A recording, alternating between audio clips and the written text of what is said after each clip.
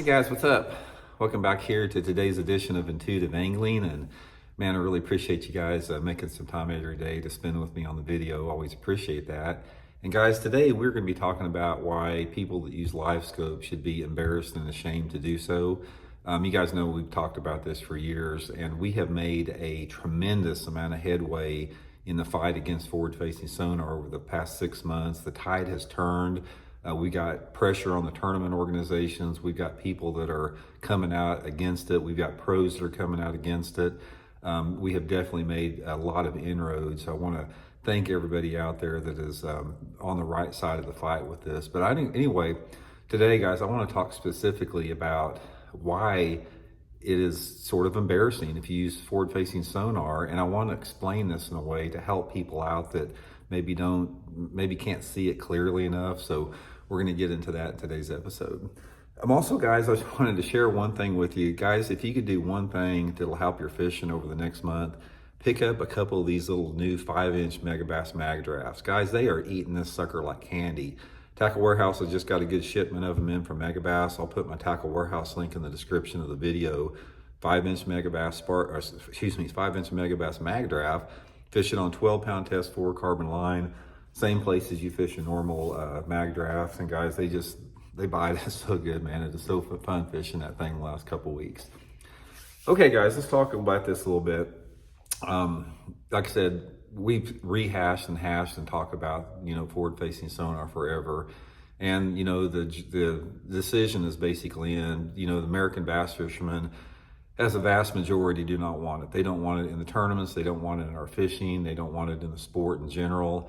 You do have a vocal minority of people that are fans of it and want to keep it for their own personal benefit. And then you have people that are making a ton of money off it, namely the tournament organizations that are getting subsidized by the electronic companies. But the average American bass angler, the real American bass angler, is disgusted by forward-facing sonar, and we're seeing that a lot more. And here's what I want to talk about in the terms of why it is embarrassing if you use forward-facing sonar. And I want to come at this as somebody that's trying to help another angler out. I'm not trying to make you feel bad about yourself or, demean or belittle you. I'm trying to just shed some light on this topic to maybe, help you steer you in the right direction, because a lot of people that use forward-facing sonar, they have been forced to do so by the tournament organizations. They've grown up with it. They've been around a group of anglers that have normalized it, and we never, guys, want to normalize the destructive characteristics and everything negative about forward-facing sonar. That never normalize it, never accept it, that it's just the way that it is, and that's the new way of fishing, because it's not. We are working hard to get this made illegal in the tournaments, and we've made a lot of inroads with this. So let's talk about why you should be ashamed and embarrassed to use forward-facing sonar. Now, I want to tell you a little story here to sort of help you guys understand, because I like to sort of relate this to this. The Native American tribe of the Lipan Apaches, which were, basically, their home was the desert Southwest out there. I learned a lot from the Lipan Apaches on respect for creatures and animals on this lake, and honor that it takes to take those animals. Not all Indian tribes are like this. Some of them didn't have these ethics, but the Lipan Apaches did. And one of the things that they did is they encouraged all of their braves and, their hunters and that type of stuff. Not encouraged, they actually demanded it, that you become such a skilled hunter that you do not take an animal, you do not kill an animal, you do not attempt to kill an animal unless it's less than 10 or 15 feet away from you. In other words, in order, say for example, if you're deer hunting, in order to get 10 or 15 feet away from a deer, you have to be a tracker, you have to be a keen observer of nature, your awareness has to be off the chart, you have to be, an expert at just, understanding the movements of game and stealth and camouflage, everything that goes with it in order to get 10 or 15 feet away from that animal.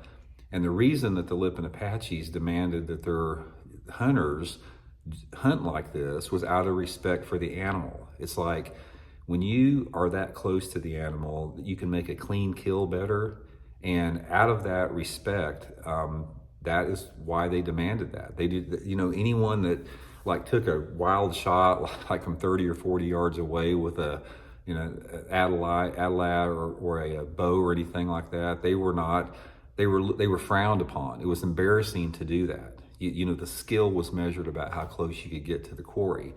It's no different with forward-facing sonar.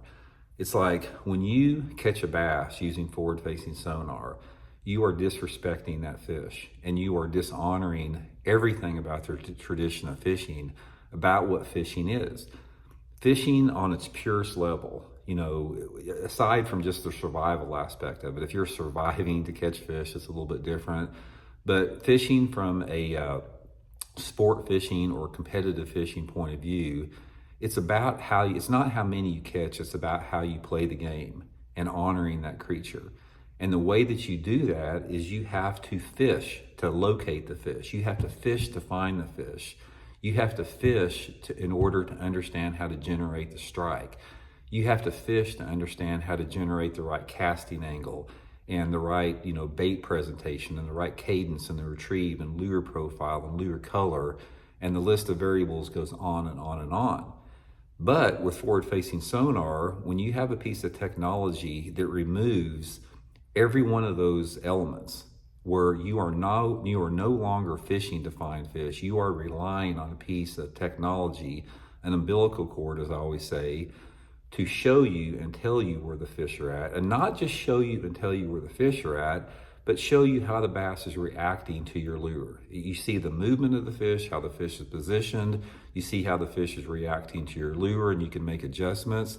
It's all fake, it's all artificial, and it's a total disrespect to the fish, because you are not, at that point, you are no longer, you no longer have this the honor of the predator-prey relationship that is so critical as far as life on this planet goes.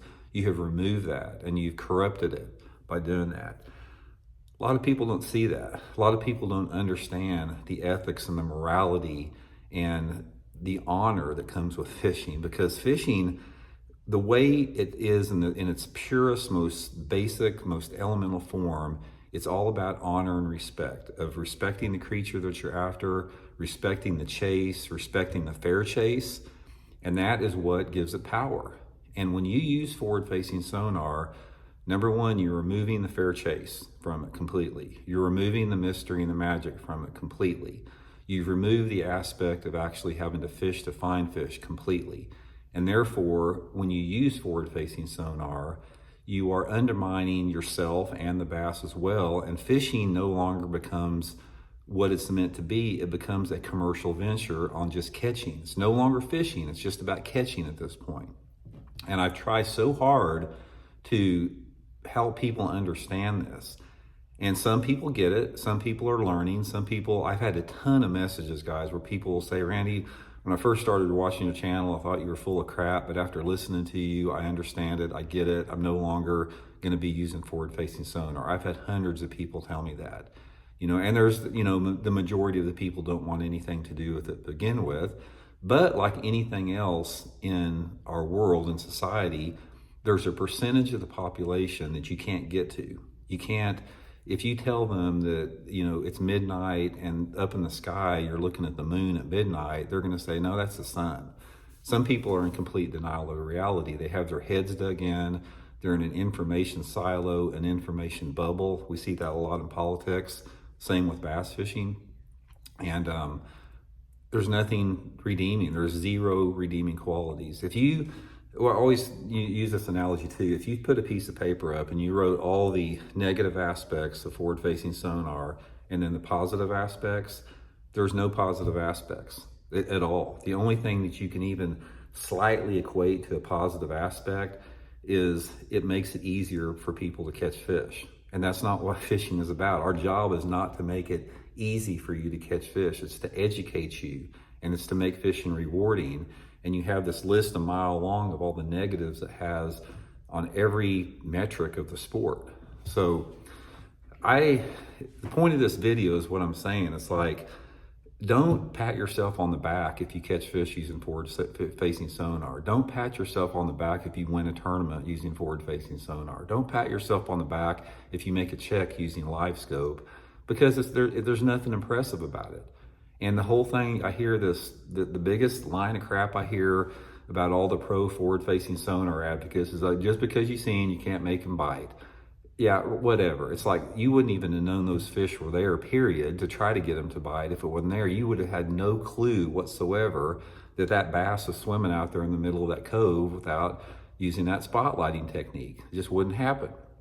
And a lot of people say, well, where do you draw the line, Randy? You've used, different type of electronics your whole career. And that is because when you're using two-dimensional sonar, which that's all I use, you might be able to see fish and bait fish on that straight underneath your boat, but you're not seeing those fish in live imaging. You're not seeing them in real time, seeing them react to your bait. And a lot of times you don't even know what they are. They could be catfish, they could be crappie, they could be white bass, they could be gar, whatever. There's no way to know that. So once you get to that next level of the technology of forward-facing sonar, that is when this corruption has begun to take place. So tell you something right now, guys, if you just try this, if you take your live scope off your boat and you get back to real bass fishing, you're going to find that your experiencing fishing is going to be more rewarding and more satisfying than you can ever imagine if you just open yourself up to that and become a student of the bass, become a student of the seasonal movements and the patterns and the fish behavior and the way they react to different type of weather patterns and this and that. And you'll actually have to have an understanding of weather patterns and seasonal movements and seasonal patterns. And that's the right way to do it. It's just like when, Mark McGwire hit 70 home runs and half of them were 550-foot shots into the upper deck because he was all jacked full of steroids. Yeah, it was legal. I mean, his home runs still show up on the record book, but people don't respect that. He should be embarrassed for hitting 70 home runs all jacked up on steroids. I mean, yeah, everybody loved that steroid area, watching these meat-covered robots jack these balls out of the park. But after it all was done and said and done with, people don't have any respect for that. That's why those dudes aren't in the Hall of Fame. And it's the same with forward-facing sonar. I don't care what tournament you win. I don't care if it's your club tournament or the Bassmaster Classic. Every tournament win and every tournament check that is cashed should have a little asterisk next to it, say this win or this money, this check was aided with the use of forward-facing sonar technology. That way, you have some way to measure what true bass fishing skills are. And true bass fishing skills do not lie within using forward-facing sonar technology to catch fish. That's not what it's about. So anyway, guys, just wanted to throw a few of those ideas out there. Like I said, keep on fighting a good fight, guys. We're making good progress with it. And I can assure you one day, forward-facing sonar is going to be no longer a part of our sport. And it will probably be relegated where it needs to be. It needs to be relegated in the hands of the conservation and the wildlife departments to monitor fish populations, because it is an incredible piece of technology. But so is a thermonuclear bomb, but that doesn't mean everybody should have one in their backyard. Same thing with that. So let me know what you guys think. We'll talk later.